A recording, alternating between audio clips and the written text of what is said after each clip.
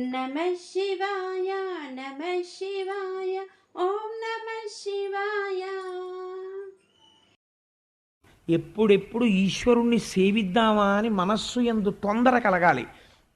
అటువంటి చిత్తము, నీ సేవపై చిత్తముల్. వీళ్ళు ఏ పని మాంతామంటం లేదు, పూర్వం ఏం చేశారో అవే చేస్తారు. కానీ ఎలా అడుగుతున్నారు? ఈశ్వర సంబంధంతో చెయ్యాలి. మేము ఏం చేసినా నీ పేరన్ పని చేయు హస్తయుగమున్. పూర్వంలాగే మేము పనిచేస్తాం, కానీ ఇప్పుడు చేసేటప్పుడు ఈ రెండు చేతులు ఈశ్వరుడు ఇచ్చాడు, ఆయన చేయిస్తున్నాడు. కాబట్టి నేను చేసే పని యందు దోషం ఉండకూడదు అన్న భావన నా మనస్సులో నిలబడాలి. నీ పేరన్ పనిచేయు హస్తయుగమున్, నీ మూర్తిపై చూపులున్, నీ పాదంబుల పొంత మృక్కు శిరముల్, నీ సేవపై చిత్తముల్, నీపై బుద్ధులు మాకు నిమ్ము కరుణన్. నీ గురించి ఆలోచించగలిగినటువంటి బుద్ధిని, నిన్ను సేవించగలిగినటువంటి నిశ్చయాత్మకమైనటువంటి శక్తిని, మళ్ళీ అందులో తడబాటు రాకుండా, వైక్లభ్యం లేకుండా, ఇవన్నీ నిజమా చెయ్యాలా అన్న అనుమానం లేకుండా, నిశ్చయాత్మకమై ఇది నమ్మదగినదే అన్న బుద్ధిని ఈశ్వర మాకు కటాక్షించు అని అడిగారు. అడిగితే ఆయన అన్నాడు, తథాస్తు, మీకు అటువంటి బుద్ధి కలుగుతుంది, మీరు సంతోషంగా బయలుదేరి మీ యక్షలోకాన్ని చేరుకోండి అని చెప్పాడు. వాళ్ళు బయలుదేరి యక్షలోకానికి వెళ్ళిపోయారు. ఇప్పుడు అక్కడ ఉన్నటువంటి వాళ్ళు చూశారు. దీని గురించి రామకృష్ణ పరమహంస మన జీవితానికి తొందరగా అర్థమయ్యేలా ఒక ఆఖ్యానం చెప్తారు. నేను అది చెప్పకపోతే ఇవాళ ఎందుకో అది నాకు జ్ఞాపకానికి వచ్చింది కాబట్టి నేను దీన్ని అసమగ్రం చేసిన వాడిని అవుతాను. ఎంత అందంగా చెప్తారంటే రామకృష్ణ పరమహంస వెనకటికి ఒక ఆయన దగ్గర ఒక సేవకుడు ఉండేవాడు. ఆయన కోటీశ్వరుడు. ఆయనకు ఒక పెద్ద భవంతి ఉండేది. ఆయనకి తన సేవకుడి మీద ఎంత నమ్మకం అంటే వెళ్ళిపోతూ ఒక మాట చెప్పాడు, నేను 6 నెలలు రాను, నేను నా కొడుకు దగ్గరికి వెడుతున్నాను వ్యాపార నిమిత్తం, వాడికి వ్యాపారంలో సాయం చేస్తాను, నేను 6 నెలలు పోయిన తర్వాత తిరిగి వస్తాను, ఈ లోపల ఈ భవంతికి తాళం వెయ్యను, నీ మీద నాకున్న నమ్మకం అటువంటిది, ఈ భవంతిని నీదిగా వాడుకో, ఈ భవంతిలో ఉన్న వస్తువులు నీవిగా వాడుకో, నావి కానీ నీవే అయినట్టు వాడుకో, కానీ నాదన్న విషయం మర్చిపోకూడదు, యజమానివి, ఆయన అనుగ్రహంతో నాకు ఇచ్చాడు అని నువ్వు హాయిగా వీటిలో ఉండు, నువ్వు అనుభవించు, ఏ వస్తువులు కావాలన్నా పడుకో, మంచం మీద కావాలంటే, డైనింగ్ టేబుల్ మీద తిను, ఏం బెంగ పెట్టుకోకు, నా డైనింగ్ టేబుల్ కదా అనుకోకు, తిను, నా డ్రాయింగ్ రూమ్లో నీ చుట్టాలు వస్తే సోఫాలో కూర్చుని మాట్లాడు, ఏది చేస్తున్నా ఒకటి మాత్రం మర్చిపోకు, ఇవి మా యజమానివి, నిన్నెవరైనా అడిగితే ఒక మాట చెప్పు, ఇది మా యజమానిది అని చెప్పు, నువ్వు అనుభవించు, నన్ను మా యజమాని గారు అనుభవించమన్నారు అని చెప్పి అనుభవిస్తూ ఉండవు. ఒక్కటి మాత్రం నువ్వు చెయ్యకు, మన ఇంటి పెరటి జలాశయమునందు నేను రంగురంగుల చేపల్ని ఎక్కడెక్కడ నుంచో తెచ్చి ప్రేమగా పెంచుకుంటున్నాను, ఆ చేపల జోలికి వెళ్ళడము కానీ చేపలు పట్టడము కానీ ఎప్పుడూ చేయకు, ఇది మాత్రం నీకు నిషిద్ధం అని చెప్పాడు ఆయన. 6 నెలలు కదా రాడు యజమాని, చాలా సంతోషం వచ్చింది. అబ్బా, మా యజమాని గారి డ్రాయింగ్ రూమ్లోకి, బెడ్రూమ్లోకి ఏసీ గీసీ అన్నీ నేను వాడుకోవచ్చు, ఇలాంటి యజమాని ఎక్కడ ఉంటాడు, నా కారు కూడా వాడుకోవచ్చు చెప్పేశాడు. అందుకని హాయిగా ఫర్నిష్డ్ అకామిడేషన్ దొరికింది, హాల్లో కూర్చుంటున్నాడు, బెడ్రూమ్లో పడుకుంటున్నాడు, కిచెన్లో వంట చేయించుకుంటున్నాడు, అన్నీ చేస్తుంటే ఈయన పొద్దున్న పూట్ల మార్నింగ్ వాక్ వెళ్ళడం మొదలెట్టాడు. ఇంకా రాను, ఎందుకంటే నౌకర్లను కూడా తను వాడుకుంటున్నాడు, ఇంట్లో వాళ్ళని, తను పెద్ద నౌకర్ అయ్యుండి వాడుకుంటుంటే ఆ చుట్టుపక్కల వాళ్ళకి అనుమానం వచ్చింది, అసలు ఆయన కానీ పేరు మీద రాసి వెళ్ళిపోయాడా ఏమిటి, ఇండియాలా వాడుకుంటున్నాడని. రే, నీకు ఇలా ఎలా వాడుకుంటున్నావు అని అడిగితే బాగుండదని, ఇది ఎవరిదండి అని అడిగారు. అడిగితే వీడు మాట తప్పాడు, మా యజమానిదే అని చెప్తే నేను కొంచెం దరిద్రుల్లా ఉంటాను, నేనే ధనవంతుల్లా ఉండాలి కదా, 6 నెలల తర్వాత వచ్చాడో మళ్ళీ వచ్చి వెళ్ళిపోతాడో కొడుకు దగ్గరికి, అందుకని నాదే అన్నాడు. అయిపోయిందా? మొదటి మాట తప్పిపోయాడు. 2వ వారు, 3వ వారు, 10 మంది, 100 మంది, 1000 మంది, ఎంతమంది అడిగినా ఇది నాదే, ఇది నాదే, ఇది నాదే అని చెప్పడం వచ్చింది. ఇది నాదే అనగా అహంకారం వచ్చింది. తనదే అన్నంత అహంకారము పొటమరించేసింది. యజమానున్నాడు, మర్చిపోయాడు. వాడు 6 నెలల తర్వాత వస్తే చూద్దాం అనుకున్నాడు, భోగమునందు పడడంలో 6 నెలలు దాటుతోందని మర్చిపోయాడు. ఒక రోజున రోడ్డు మీద వెడుతుంటే ఒకటి అడిగాడు, మీ ఇంటి సరోవరంలో ఎటువంటి చేపలు ఉన్నాయండి, ఎప్పుడైనా తింటుంటారా వండుకుని అన్నాడు. ఎందుకు తినాం, ప్రతిరోజు వండుకు తింటాం అన్నాడు. చాలా బాగుంటాయి అనుకుంటాను అన్నాడు ఆయన. అబ్బో ఏమి రుచో, కానీ అవి ఎవ్వరికి ఇవ్వం, మేమే తింటాం అన్నాడు. అని నేను ఎందుకు తినకూడదు ఆ చేపలు? వచ్చి లెక్కెడతాడా నీళ్ళలో ఎన్ని చేపలు ఉన్నాయో, ఎన్ని పుట్టాయో, ఎన్ని చచ్చిపోయాయో, 4 చచ్చిపోయండి అని చెప్తాను, తెలుస్తుంది ఏమిటి ఆయనకి అని ఒక గ్యాలం వేసి చేపని పట్టబోతున్నాడు. ఖచ్చితంగా యజమాని కారు దిగి లోపలికి వచ్చాడు. లోపలికి వచ్చి ఏం చేస్తున్నావు అని అడిగాడు. గ్యాలం పక్కన పడేసి అబ్బెబ్బే ఏం లేదండి అన్నాడు. నౌకర్లని పిలిచి, ఎప్పటికీ నౌకర్లు తన నౌకర్లేగా, వీడు నటిస్తే నౌకర్లు అయిపోతారా, పిలిచి వీడిని జుట్టు పట్టి బయటికి గెంటేయండి. వీడికున్నటువంటి ఆ ఇనప పెట్టె కూడా వీడికి తిరిగి ఇవ్వకండి, తోసేయండి బయటికని గేటేసేశాడు. వాడు కట్టుబట్టలతో బయటికి వెళ్ళిపోయాడు. ఈ కథలోను ఒకటి గుర్తుపెట్టుకో అంటారు పరమహంస, నీదని నువ్వు అనుభవిస్తున్న ఐశ్వర్యం అంతా ఈశ్వరుడిది. ఎందుకంటే నీ ఇంటికి కట్టిన ఇటకలలో మట్టి ఈశ్వర రూపం, పంచభూతాలలో. నువ్వు మట్టిని సృష్టించలేదు.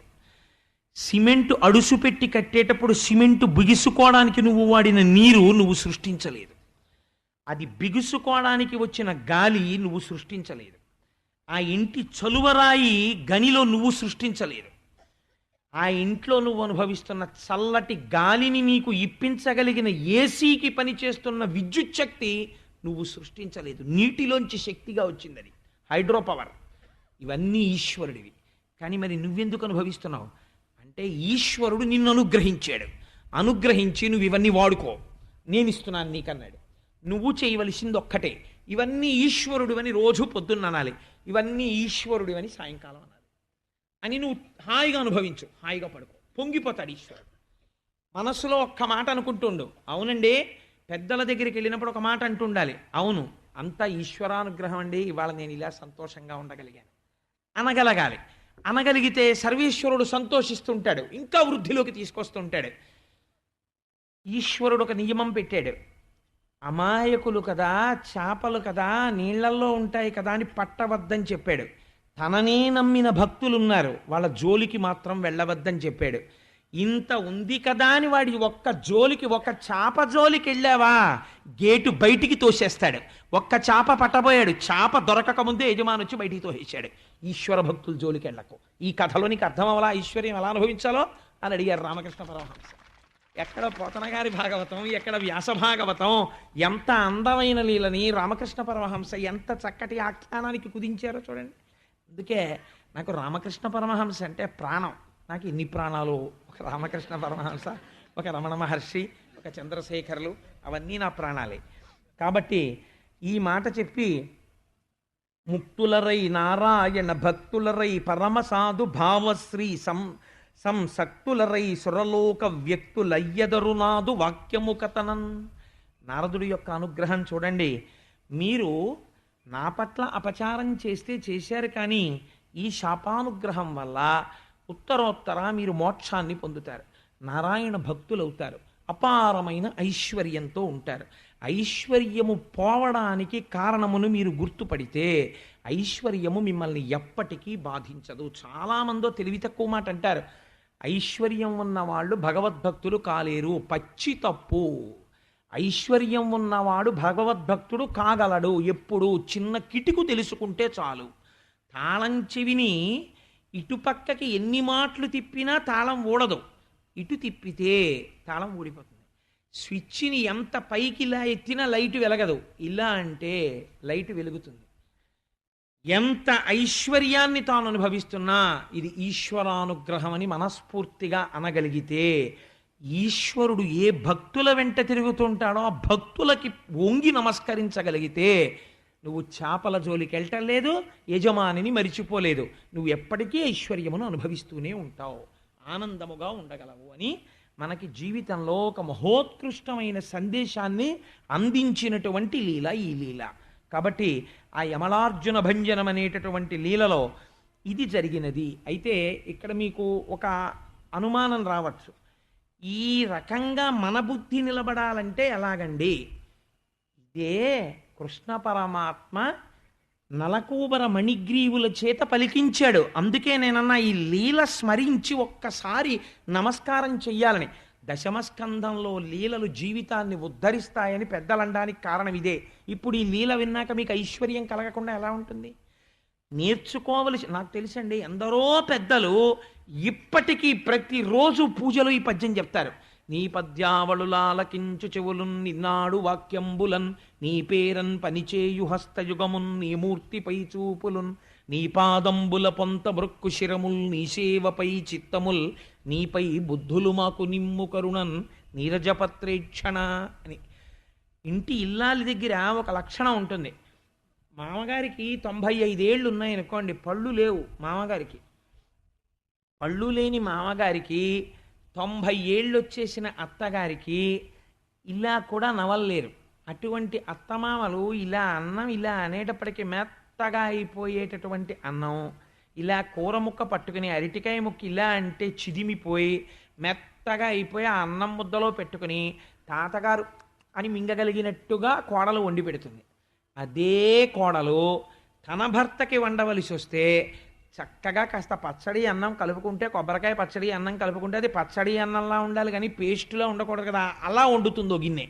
తన పిల్లలకి వండేటప్పటికీ ఇవాళ రాత్రి ఉంచి రేపు ప్రొద్దున్న వీడు చద్దన్నంగా తింటే విటమిన్ బి ఫార్మ్ అయి బలం వచ్చేట్టుగా వండుతుంది, నిలవ ఉండేటట్టు. ఇన్ని పక్వాలు ఒకే కోడలు ఎలా తేగలిగింది అన్నానికి? ఇంతమందిని పోషించాలన్న గుణం తన యందు ఉండడమే అలా వండించగలిగింది. ఇంతమంది భక్తుల్ని తాను ఉద్ధరించాలని మా పోతన గారి లక్ష్యం. అందుకని ఐశ్వర్యం కలగడానికి కావలసినవన్నీ అందరూ మళ్ళీ కఠినంగా పద్యం ఉంటే చదవగలరో చదవలేరు అని తేలిక పద్యం రాసేశారు. ఇది కూడా నేను చదవలేనంటే మెత్తటి గుజ్జు లాంటి అన్నం కోడలు వండి పెడితే అలిగి దవడలు జారిపోయిన మామగారు తినని 3 మాటలు మూతి తిప్పితే హాస్పిటల్కి పోతాడు. అలా ఆ పద్యం కూడా నేను నేర్చుకోనండి అంటే ఐశ్వర్యం ఎక్కడి నుంచి వస్తుంది? భగవంతుడు అనుగ్రహం ఎక్కడి నుంచి వస్తుంది? ఆంధ్రుడవై పుట్టి పోతన గారు నీకు ఇంత మహాప్రసాదం అందిస్తే నాకు నీ పద్యావళులా ఆలకించు చెవులన్ ఈ పద్యం వచ్చా? నాకు అప్పుడప్పుడు అనిపిస్తుంటుంది కొంతమంది పిల్లల్ని, ఏమిరా నీకు ఈ పద్యం వచ్చా అని అడగాలనిపిస్తుంది. ఒకసారి అలా అడిగితే వాళ్ళు చిన్నబుచ్చుకుంటారు, ఎందుకు ఇవన్నీ ప్రశ్నలు, నాకే రానివి ఎన్నో ఉన్నాయి, వాళ్ళని ఎందుకు అడగడం, అదో అహంకారం అవుతుంది కదా అని అడగను. కానీ నేను చాలా వినయంతో మీకు ఒక మనవి చేస్తున్నాను. ఈ పద్యం అందరికీ రావలసిన పద్యం, అది ప్రతి వాళ్ళు పూజలో చెప్పుకోవలసిన పద్యం, స్మరించవలసినటువంటి పద్యం. ఆ పద్యం నేర్చుకునే ప్రయత్నం చెయ్యండి అని చెప్పడానికి కోటేశ్వరరావు ఆ సలహా చెప్పడానికి వాడికి అధికారం ఉన్నవాడే అని మీరు భావిస్తే మీరు ఆ సలహా స్వీకరించండి. ఒకవేళ నా ఇందా యోగ్యత లేదని మీరు అనుకుని విడిచిపెడితే నేను ఎంత మాత్రం ఏమీ అనుకో. కాబట్టి ఈ మాట చెప్పి ఈ లీల పూర్తయిన తర్వాత ఈ చెట్లు పడిపోయిన చప్పుడు విన్నారు యశోదా నందుడు, అక్కడ ఉన్నటువంటి గోపాలురు. విని పిడుగుపడదుగాక పెనుగాలి విసరదు ఖండితంబుల గుట కానరాదు బాలుడితడు పట్టి పడదోయజాలడు తరువులేల కూలె ధరణి మీద. ఎంత గమ్మత్తుగా ఉంటాయో చూడండి ఆ పద్యాలు. వాళ్ళు మనసులో ఎలా ప్రశ్నలు వేసుకుంటారో పద్యం అలాగే ఉంటుంది. పిడుగు పడదు, పైనుంచి ఏమైనా పిడుగు పడిందా? 2 పెద్ద మద్ది చెట్లు పడిపోయాయి అంటే పిడుగు పడలేదు. పెనుగాలి విసరదు, ఏదైనా పెనుగాలు వచ్చిందా? రాలేదు. ఖండితంబుల గుట కానరాదు, పోని ఎవరైనా గోడ దూకొచ్చి గండ్రగొడ్డళ్లతో నరికారా? ఎవరు కొట్టినట్టు ఆనవాళ్లు కనపట్టలేదు. పోని ఎవరైనా తోసేశారా అంత బలంతో? బాలుడితడు పట్టి పడత్రోయ జాలడు, ఈ పిల్లాడే రోలు పట్టుకుని మధ్యలోంచి వచ్చాడంటున్నారు, వీడు అలా తొయ్యలేడు. కాబట్టి తరువులేలకు లెధరణి మీద ఈ 2 చెట్లు ఎలా పట్టాయి భూమి మీద అనుకుంటున్నారు వాళ్ళు.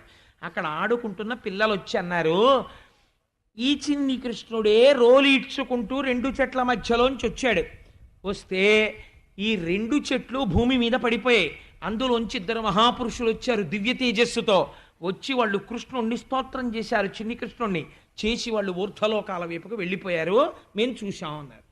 అంటే పెద్దవాళ్ళు అన్నారు, ఉట్టిది వీడి మాటలు నమ్మడం ఏంటి, పిల్లలు ఇలాగే చెప్తారు, పాడైపోయేవాడు ఇటువంటి ఆలోచన వస్తుందో చెప్తున్నారు. కాబట్టి ఏమన్నారు, అప్పుడు భగవద్ దర్శనం అవుతుందా?